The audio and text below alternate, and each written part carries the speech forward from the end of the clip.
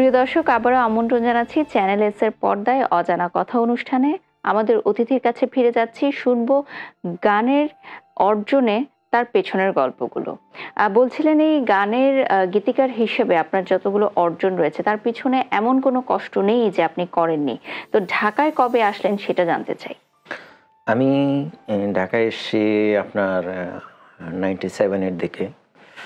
তো সেই থেকে আমি মানে আজকের 2024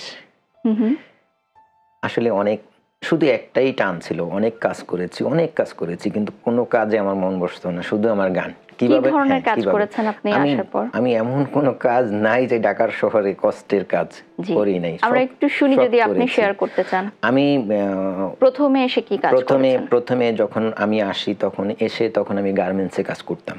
আচ্ছা, গার্মেন্টস কোম্পানিতে কাজ করেছেন। গার্মেন্টস কোম্পানিগুলোতে আমি কাজ করতাম, কিন্তু সেখানে আপনার মন বসতো না। ওই যে ওখানে মন বসতো না এই কারণে যে ওখান থেকে কোথাও যাওয়ার কোনো সুযোগ থাকতো না। তো এরপরে আমি যখন আমার এই ছায়ানটে যখন আমি যাই, ছায়ানট থেকে যখন বিশাখার মাধ্যমে যখন আমার বইগুলো প্রকাশ হয়, তো সেই বই প্রকাশ হওয়ার পর থেকে তখন ঘটনাচক্রে আমি বলতে সেই কথাগুলো বলতে দ্বিধা হচ্ছে, তারপরও বলছি যেহেতু গল্প কষ্টের কথাই এখানে শুনবে সবাই। যখন আমি উপন্যাসগুলো আমার যখন প্রকাশ হয়, কোম্পানি যারা আছে তাদের সাথে আমার একটা এগ্রিমেন্ট হয় যে আমাকে প্রতি পাণ্ডুলিপি প্রতি আমাকে 8,000 টাকা করে দিবে তখন। তো সেই টাকাগুলো তারা এগ্রিমেন্ট করতো ঠিক, কিন্তু দিত না। তো বাড়ি চলে যেতাম, টাকার জন্য তাদেরকে ফোন দিয়ে আসতাম, তারা বলতো যে আসেন, কিন্তু আসলে দিত না।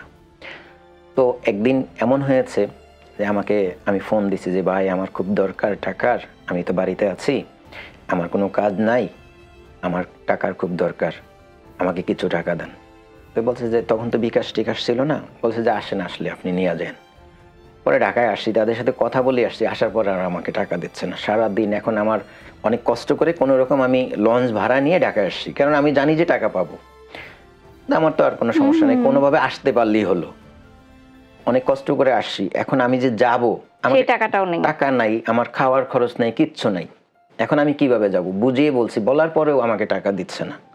সারাদিন বসেন, একটু বসেন, এই করতে করতে সারাদিন চলে গেছে, অথচ আমি সারাদিন কিছু খাইও নি। এখন আমি যে বাড়ি যাবো আমার সেই ভাড়া নেই। তো একদিন আমি খুব মন খারাপ করে সদরঘাট টার্মিনালে বসে আছি লঞ্চের অপেক্ষায়। তো দেখলাম যে হকার যারা ফেরি করে লঞ্চে বই বিক্রি করে তারা যাচ্ছে, আমি ডাক দিলাম, এইদিকে আসো, তোমার কাছে রনক রায়হানের বই আছে? আছে, কয়টা লাগবে, কোনটা লাগবে?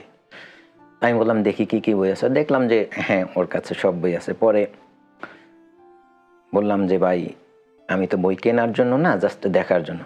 ভাই সময় নষ্ট করবেন কেন? আমি বলছি না ভাই, আসলে বই আমার রনক রায়হান, আমার লেখা বই আপনার কাছে আছে কিনা এটা দেখলাম। তখন সে আমাকে বলল যে আপনি রনক রায়হান?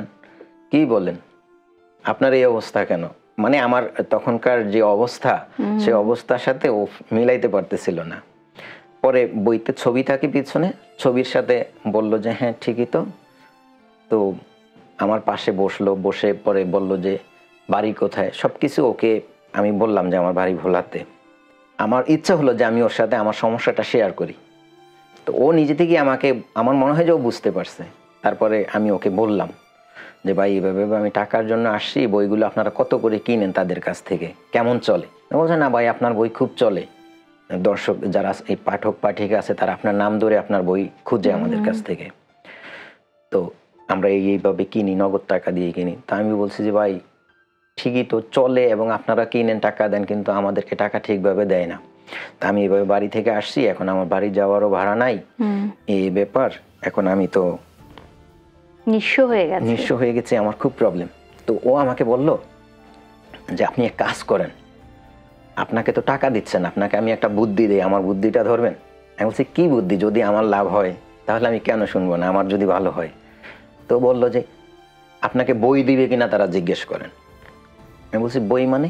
যে আপনি তো টাকা পান তাদের কাছে সেই পরিমাণ, তারা তো বই বিক্রি করে, এটা তাদের বিক্রি করাই তাদের কাজ, আপনাকে টাকা না দিলে আপনি যেই টাকা পাবেন সেই পরিমাণ পাইকারি আমরা যেই রেডে বই কিনে নিয়ে আসি ওই প্রাইজে আপনি বইগুলো তাদের কাছ থেকে নিয়ে আসবেন। তো আমি বলছি আমি বই এনে কি করবো? তো বলতেছে বইগুলো আমরা বিক্রি করে আপনাকে টাকা দেবো। তা আমি আবার রিটার্ন গেছি ওর কথায়, যে আলাপ করার পরে ওরা আবার বই দিতে রাজি হয়েছে। বলছে হ্যাঁ নেন আপনার বই আপনি নেবেন, অসুবিধা কি। এনে ওদেরকে দিলাম, ওরা 2-3 জন, ও আবার আরো 2-3 জন ডেকে নিয়ে আসছে। বইগুলো বিক্রি করে কিছুক্ষণ পরেই দেখলাম যে আমাকে বেশ কিছু, তখন প্রায় 700-800 টাকাও আমাকে দিয়ে দিছে। আমি তো মহা খুশি। তারপরে ও বলতেছে যে কি আপনি কি চলে যাবেন না থাকবেন? যদি আপনি থাকেন আপনাকে আমরা এইভাবে করে হেল্প করব। পরে আমি 200-300 করে বই নিয়ে আসি, টার্মিনালে দাঁড়িয়ে থাকি, আর ওরা বই বিক্রি করে আসে। তো টার্মিনাল যখন বই নিয়ে দাঁড়িয়ে থাকি তখন আবার অনেকে চায় আমার কাছে বই, তখন সাথে সাথে টাকা দিয়ে দেন। হ্যাঁ, ওরা বিক্রি করে আমাকে টাকা দিয়ে দেয়। পরে আমি আবার ওই যে বইগুলো কিন্তু নিয়ে যে দাঁড়িয়ে থাকি, এর মধ্যে দাঁড়ানো অবস্থায় কেউ কেউ আসে, এসে আবার দেখে আমিও বিক্রি করি, এখানে দাঁড়িয়ে বিক্রি করি। তো একটা সময় আমার মাথায় ঢুকলো আমি আর এইভাবে দাঁড়ায় থাকবো কেন, আমিও বিক্রি করি ওদের সাথে সাথে। পরে আমি ফেরি শুরু করে দিলাম, মানে ফেরির কাজও আপনি জীবনে করেছেন? শুরু করে দিলাম। এই শুরু করে লঞ্চে মনে করেন সব লঞ্চে হেঁটে হেঁটে, তারপরে ট্রেনে, যখন যেখানে মনে হয়েছে যে যেখানে সুইটেবল মনে হয়েছে ওখানে আমি ফেরি করে বই বিক্রি করি। এগুলো আমি কখনো মন খারাপ করিনি, কখনো মন খারাপ হয়েছে কিন্তু তারপরেও মনে হয়েছে যে না, এটাও আমার লাইফ, আমার জীবনে একটা এক্সপিরিয়েন্স, এটা হয়তো আমার কাজে লাগবে। কিন্তু আমি কখনো পিছপা হইনি, কিন্তু আমার মনটাও এই দিকে ছিল, যে গানের দিকে, লেখালেখির দিকে।